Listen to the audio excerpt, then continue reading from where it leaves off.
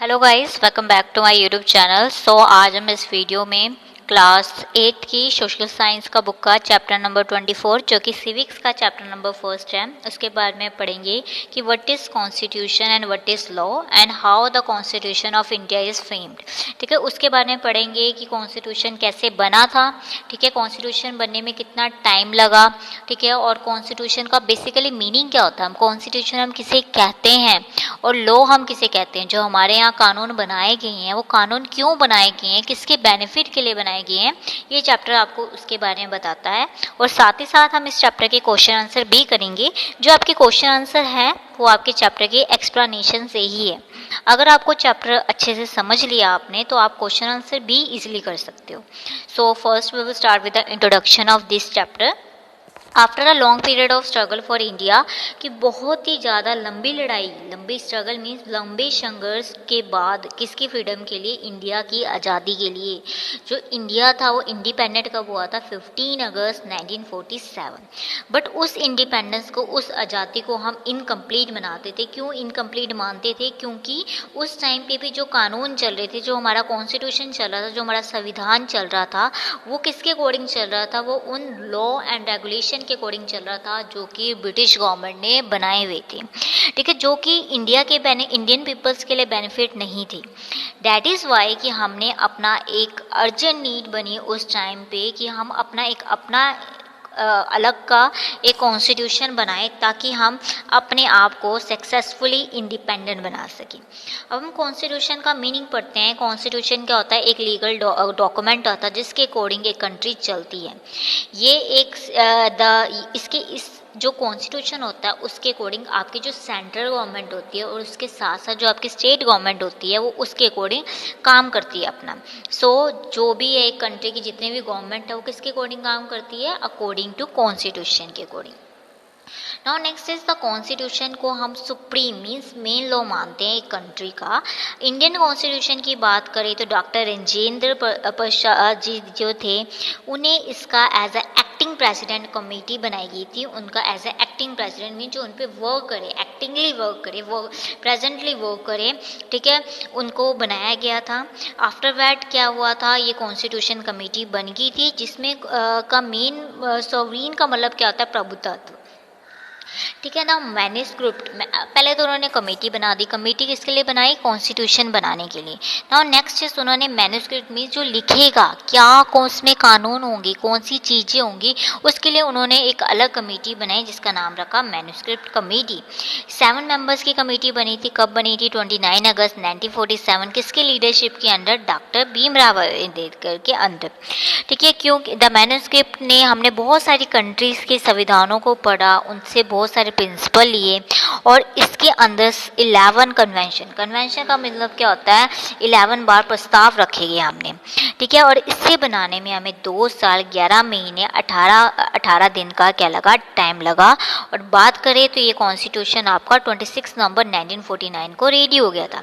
But हमने ये constitution को 26 जनवरी को पास ऑन किया, मीन्स ऑल ओवर इंडिया में अप्लाई किया। क्यों अप्लाई किया?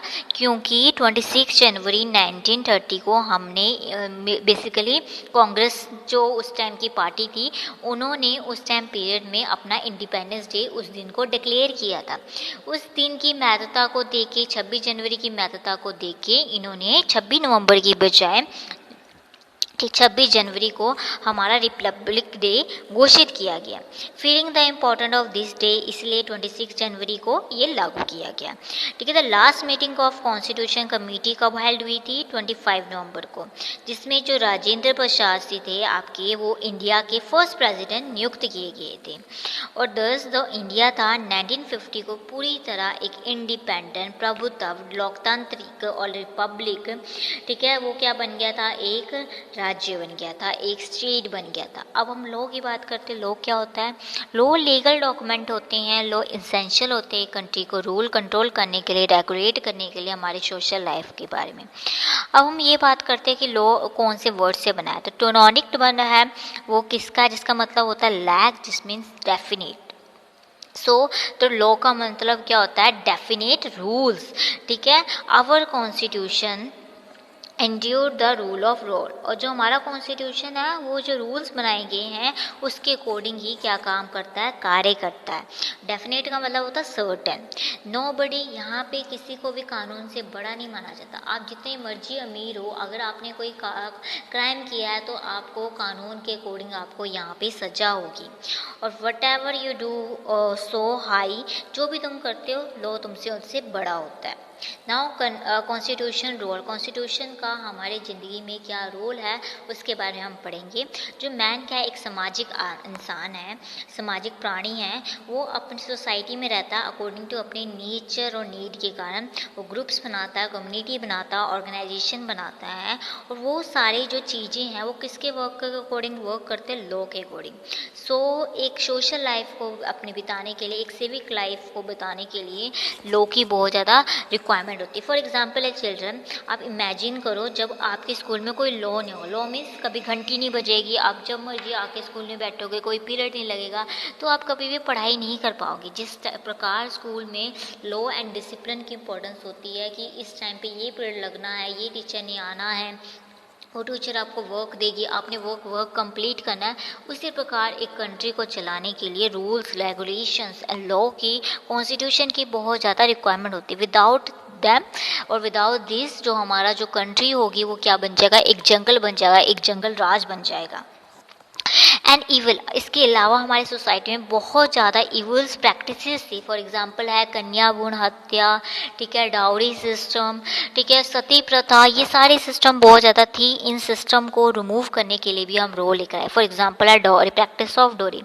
पीपल जो बेसिकली यहाँ पे जो गरीब लोग थे वो क्या करते थे, अपनी बेटी की शादी के टाइम उन्हें लोगों से लोन लेना पड़ता था, ठीक है, जिसके कारण लोन लेने के बाद वो अपनी बेटी की शादी करते थे, ठीक है। यही एक रीज़न था जिसके कारण कन्या भ्रूण हत्या जो हुई थी, फीमेल फोर्टिसाइड रीजन इंक्रीज हुआ था। लोग इसलिए अपनी कन्याओं को मारने लग गए थे ताकि उन्हें जब उनकी शादी हो तो उन्हें डाउरी ना देना पड़े, ठीक है, जिसके कारण जो मेल एंड फीमेल का ratio day by day decrease होता जा रहा था। इसके कारण गवर्नमेंट ऑफ इंडिया ने डोहरी प्रोहिबिशन एक्ट 1961 को बनाया।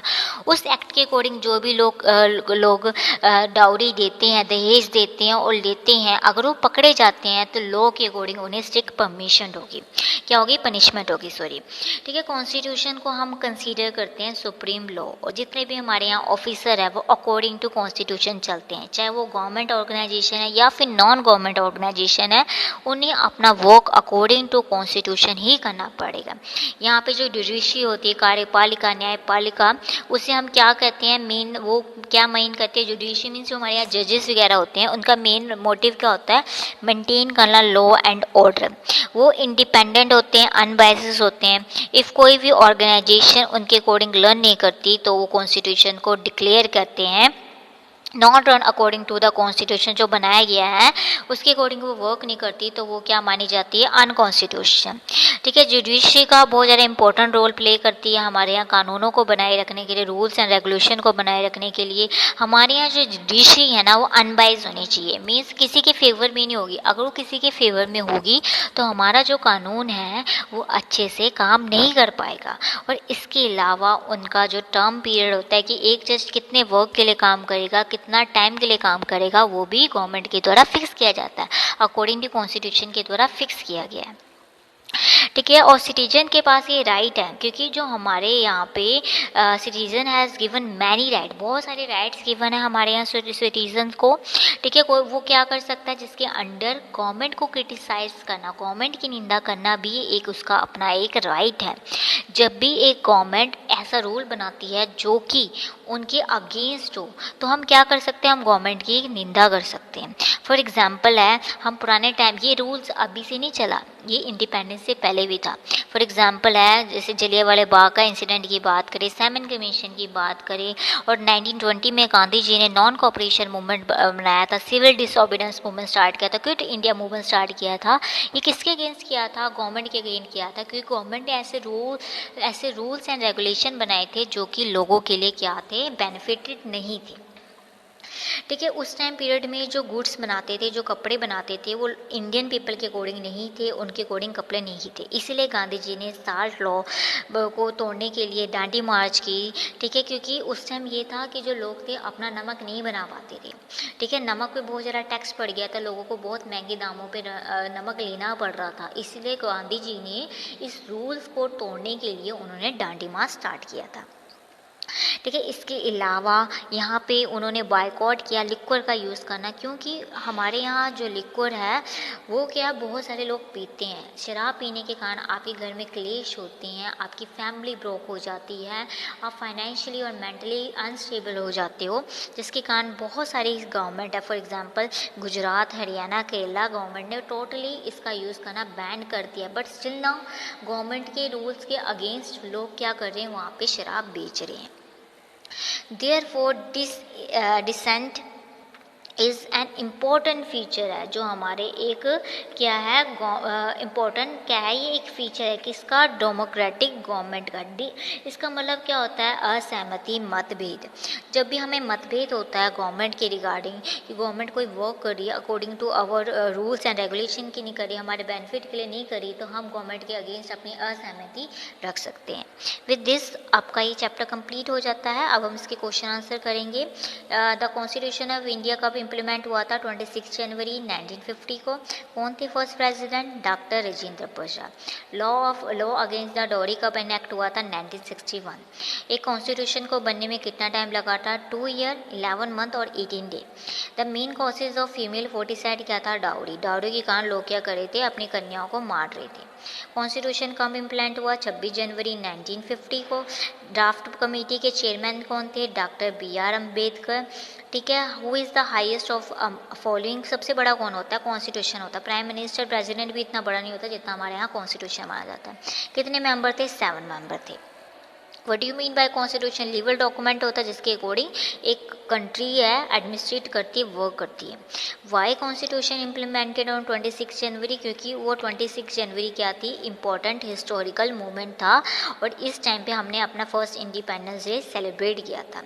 लॉ ऑफ क्या है, लॉ मीन्स एक डेफिनेट रूल को कहते हैं। लॉ का मतलब इंपॉर्टेंस क्या है, एक कंट्री को अपना रूल्स एंड रेगुलेशन बनाने के लिए लॉ की बहुत ज़्यादा इंपॉर्टेंट होती है। What do mean impartial judiciary, means जो वर्क करें विदाउट किसी भेदभाव के, विदाउट किसी प्रेशर के, और वर्क किसके के लिए, लोगों के बेनिफिट के लिए। Which movement was started by Gandhi ji, Gandhi ji ने कौन कौन से मूवमेंट स्टार्ट किए थे, civil disobedient, non cooperation movement, quit India movement. Boycott law means liquor means sorry boycott of liquor means liquor की प्रॉपरली प्रोहिबिशन कर देना, बंदी कर देना।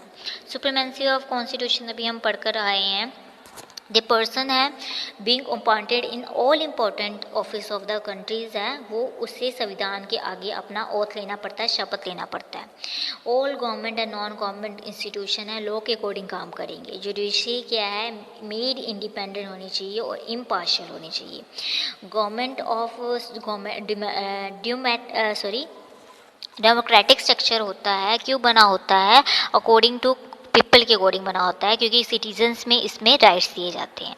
How was the constitution of India framed, कैसे हमारा संविधान बना था, तो हमें पता है 29 अगस्त 1947 में 7 मेंबर की कमेटी बनी थी।